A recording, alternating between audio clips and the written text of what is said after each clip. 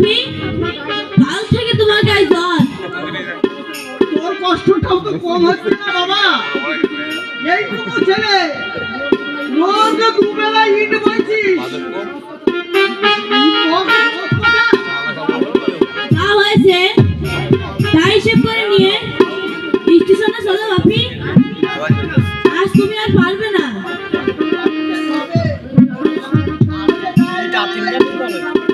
ঔষধ পত্রের দাম আসবে কোত্থেকে?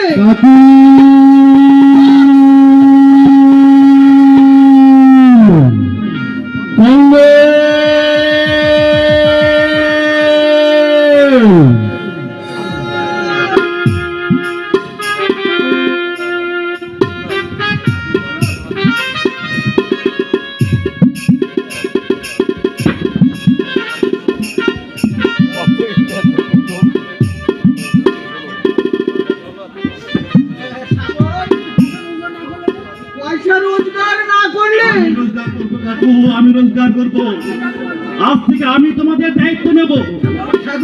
সাগরকে পরলোক করার সাপ তোমার পূর্ণ হয়নি। ওরা আমাকে জুতো লাথি মেরে কুকুরের মতো বাড়ি থেকে দূর করে দিয়েছে। তাই তো তোমাদের দুঃখে সমান ভাগিদার হতে আজ থেকে আমি গরিবের মতোই বাঁচব। বাবা তুমি আমায় ক্ষমা করো বাবা। কল্যাণ আমার অপরাধের ইচ্ছা ভাই, আমার পাপের প্রতিফল আমি পেয়েছি ভাই। আমার শরীরে চূড়ান্ত ব্যাধি